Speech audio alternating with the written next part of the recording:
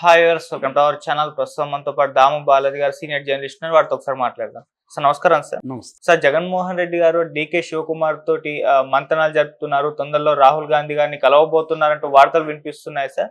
Even ఆయన మహారాష్ట్రలో elections రాబోతున్నాయి, అందులో కూటమి తరపు నుంచి ప్రచారం చేసే అవకాశాలు ఉన్నట్టు కూడా చెప్తున్నారు. ఈ నేపథ్యంలో ఇది ఎవరికి తెలియకూడదని చెప్పేసి షర్మిల గారితో విమర్శలు చేపిస్తున్నారు. ఇదంతా ప్రీ ప్లాన్డ్, ముందుగానే జరిగిందని అంటున్నారు. మరి ఏం జరిగే అవకాశం ఉంది? మరి కూటమిలో చేరే అవకాశాలు కనిపిస్తున్నాయా జగన్మోహన్ రెడ్డి గారు? ఇప్పుడు ఒక వార్త వైరల్ అవుతుంది. ఎందుకంటే జగన్ మీద రకరకాల వార్తలు వైరల్ అవుతున్నాయి. అందులో ఇంతకుముందు కూడా అయింది అది. ఎందుకంటే జగన్ బిగినింగ్లో ఢిల్లీలో చంద్రబాబు ప్రభుత్వం మీద పోరాటం మొదలుపెట్టడం, అక్కడ అప్పుడు అనేక పార్టీలను కలవడం, ఆ కూటమిలో ఇండియా కూటమిలో ఉన్న పార్టీలు దాదాపు 8 పార్టీలు జగన్కి సపోర్ట్ చేశారు. ఒక్క కాంగ్రెస్ తప్ప దాదాపు మిగతా అన్ని పార్టీలు కూడా జగన్కి సపోర్ట్ చేశారు, మద్దతుగా నిలబడ్డారు. అవన్నీ జరిగాయి. కాంగ్రెస్ కూడా ఏంటంటే ఇమీడియట్గా జగన్కి సపోర్ట్ చేయకుండా వాళ్ళు ఆచితూచి వ్యవహరిస్తున్నట్టుగా కనపడుతుంది. దానికి ఒక కారణం ఏంటంటే రేవంత్ రెడ్డి అడ్డుపడుతున్నాడు, షర్మిల అడ్డుపడుతుందని కూడా బిగినింగ్లో అన్నారు. కానీ ఇప్పుడు జగన్ ప్లాన్ ఏంటంటే జగన్ కూడా వ్యూహాలు వేయడంలో ఎక్స్పర్టైజ్ లేకపోతే ఈ స్థాయికి రాడు కదా అతను. ఎందుకంటే చంద్రబాబు లాంటి ఒక ఉద్దండుని ఢీకొట్టి గెలవగలిగాడు. ఇప్పుడు కూడా ఏమీ అతను సీట్ల పరంగా 11 వచ్చుండొచ్చు, కానీ ఓట్ల పరంగా అతనేమీ వీక్ కాదు. దాదాపు 40% ఓట్ల షేర్ అతనికి వచ్చింది. సో ఇప్పుడు ఎప్పుడైనా కూడా మనకి 2 రకాలు ఉంటాయి, నెగిటివ్ ఓటు, పాజిటివ్ ఓట్ అని. సో అది పాజిటివ్ ఓట్, అది నెగిటివ్ ఓట్ కాదు. నిజానికి చంద్రబాబు కూటమికి వచ్చింది, జగన్ నెగిటివ్ ఓటు. ఓకే, అది అది కూడా వీళ్ళు ముగ్గురు కలిస్తే సాధించగలిగారు. చంద్రబాబు ఒకడే 40% తెచ్చుకొని ఉంటే అది వేరే విషయం, 40 దాటి ఉంటే. కానీ అందరూ కలవడం వల్ల ఆ పర్సంటేజీ చేయగలిగారు. కానీ జగన్ ఒక్కడే లాస్ట్ టైము 151 సీట్లు తెచ్చుకోవడం అనేది మామూలు విషయం కాదు. కాబట్టి జగన్ని కంప్లీట్గా రూట్ అవుట్ చేయలేం. అందుకని ఇప్పుడు జగన్ స్ట్రాటజీ ఏంటంటే, ఒకటి బీజేపీతో డైరెక్ట్గా కయ్యానికి వెళ్ళాలా వద్దనేది నెంబర్ 1.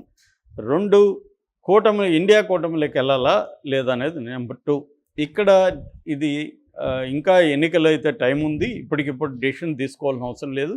కానీ పాజిబిలిటీస్ ఏంటి అంటే, జగన్ వ్యూహం ప్రజెంట్ ఎలా ఉందంటే, నన్ను కానీ మీరు ప్రెజర్ చేస్తే, నన్ను కానీ మీరు జైలుకి పంపిస్తే, నేను కూటమిలో చేరి దేశవ్యాప్తంగా నేను పనిచేస్తాను అన్న ఒక థ్రెట్ని లేదా ప్రెజర్ని బీజేపీకి ఇవ్వాలి. అప్పుడు బీజేపీ ఏం చేస్తుంది, జగన్ మనకు అనుకూలంగానే ఉన్నాడు, సో జగన్తో మనం ఇప్పుడు వైరం పెట్టుకోవాల్సిన అవసరం లేదు, చంద్రబాబు కోసం జగన్తో వైరం పెట్టుకోవాల్సిన అవసరం లేదు. బీజేపీకి ఫస్ట్ ప్రయారిటీ ఏంటి, తన పార్టీ ప్రయోజనాలు. బీజేపీకి ఫస్ట్ ప్రయోజనం తన పార్టీ ప్రయోజనాలే కాకుండా దేశంలో ప్రధానమంత్రిగా మళ్ళీ మోడీ రావడమే బీజేపీకి ఉండే వ్యూహం. ఒక రాష్ట్రం ఉందా లేదనేది వాళ్ళకి అనవసరం, ఆ రాష్ట్రంలో ప్రధానమంత్రి కావడానికి మద్దతు ఉందా లేదనేది ఇంపార్టెంట్. ఇప్పటికిప్పుడే ఆంధ్రప్రదేశ్లో బీజేపీ బలపడే పరిస్థితి లేదు. చంద్రబాబు నెక్స్ట్ కూడా ఎన్నికల ముందు ప్రీ పోల్ అలయన్స్ పెట్టుకొని వెళ్దామనేది చంద్రబాబుకు ఉంది, పవన్ కళ్యాణ్కి కూడా ఉంది. కానీ బీజేపీకి ఇప్పటికిప్పుడే ఈ డెసిషన్ కంప్లీట్గా రాకపోవచ్చు.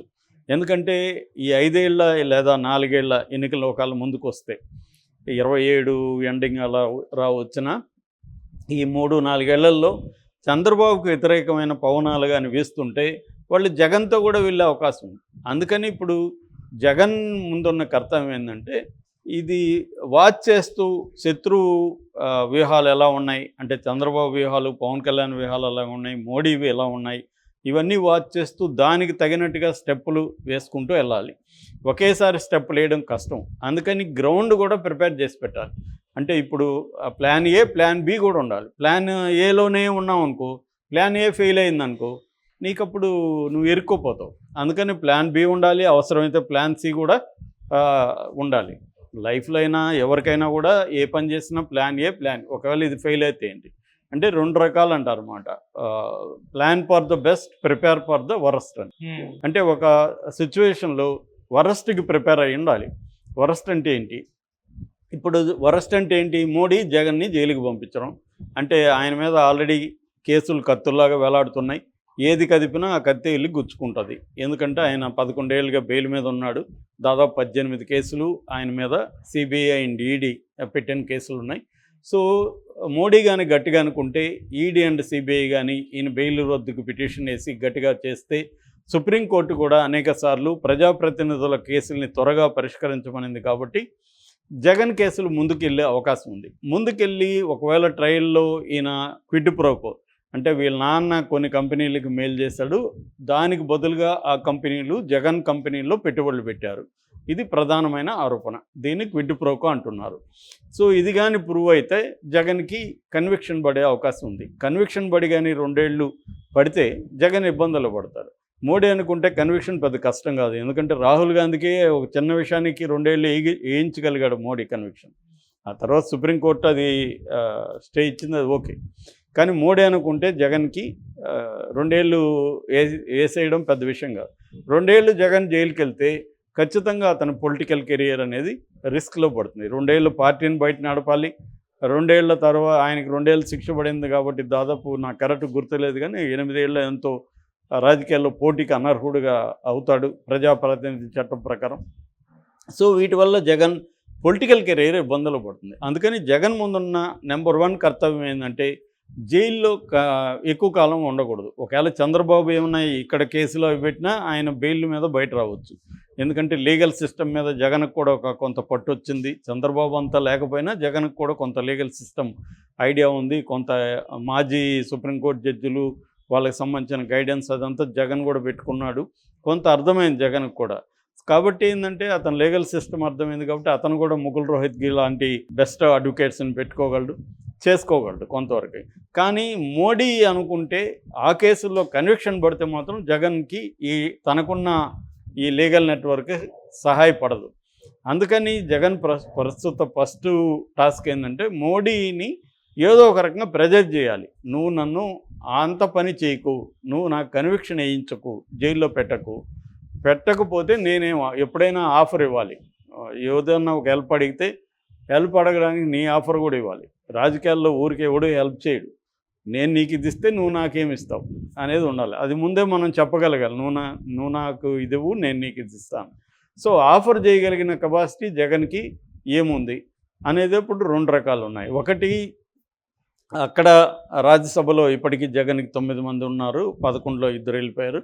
సో ఆ రాజ్యసభ మెంబర్ని ఆఫర్ చేయడం, జగన్ నిజానికి మోడీకి పెద్దగా అవసరం లేదు కానీ ఆఫర్ చేయడం, బిల్లులకి మద్దతు ఇవ్వడం, ఇట్లాంటిది కొన్ని ఉన్నాయి. అది కాకుండా ఆంధ్రప్రదేశ్లో జగన్ మరీ బలహీనపడడం మోడీకి ఇష్టం లేదు. ఎందుకు? బలహీనపడిపోతే బాగుపడేది ఎవరు? పవన్ కళ్యాణ్ పెద్దగా ఏమి హెల్ప్ లేదు, బీజేపీకి హెల్ప్ లేదు, చంద్రబాబుకి హెల్ప్ అవుతుంది. ఎందుకంటే జగన్ లేకపోతే ఆ స్పేస్ అంతా చంద్రబాబుకి వస్తుంది. కాబట్టి అది మోడీకి ఇష్టం లేదు. చంద్రబాబుని కానీ స్ట్రెంగ్తన్ చేస్తే రేపు చంద్రబాబు మోడీని క్యారీ చేయడు. ఎందుకంటే చంద్రబాబు డిపెండబుల్ ఫ్రెండ్ కాదు. ఆయన ఎప్పుడు ఎవరి వైపు ఉంటాడో తెలియదు. రేపు పొద్దున మళ్ళీ అక్కడ కాంగ్రెస్ వస్తుంది, సెంట్రల్లో ఇండియా కూటమి వస్తుంది అనుకుంటే సడన్గా చంద్రబాబు జంప్ అయిపోతాడు. ఏముంది, రేపు మేము రాష్ట్రానికి అడిగిందంతా బీజేపీ ఇవ్వట్లేదు, రాష్ట్ర ప్రయోజనాల కోసం మేము కాంగ్రెస్ వైపు వెళ్తున్నాం, వాళ్ళైతే ప్రత్యేక హోదా ఇస్తాను అని రాహుల్ గాంధీ అన్నాడు, ప్రత్యేక హోదా ఇస్తారు కాబట్టి నేను దాని వైపు వెళ్తానని చెప్పేయగలడు. మీడియా అంతా టమ్కేయగలదు, నమ్మించేయగలడు. కాబట్టి అది మోడీకి తెలుసు. అందుకని మోడీ ఏంటంటే చంద్రబాబుని స్ట్రెంగ్తన్ చేయకూడదు, చంద్రబాబు బలహీనంగానే ఉండాలి అనేది మోడీకి ఉన్న ప్లాన్. బలహీనంగా ఉండాలంటే జగన్ మరీ వీక్ అయిపోకూడదు. జగన్ కన్విక్షన్ పెట్టి చేయడం వల్ల మోడీకి వచ్చేది ఏంటి? కాబట్టి ఇవన్నీ మోడీ ఆలోచిస్తాడు, ఇదంతా ఆలోచిస్తాడని జగన్కి తెలుసు. కాబట్టి జగన్ ఏంటంటే ఒక ప్రెజర్ టాక్టిక్స్ అంటారు.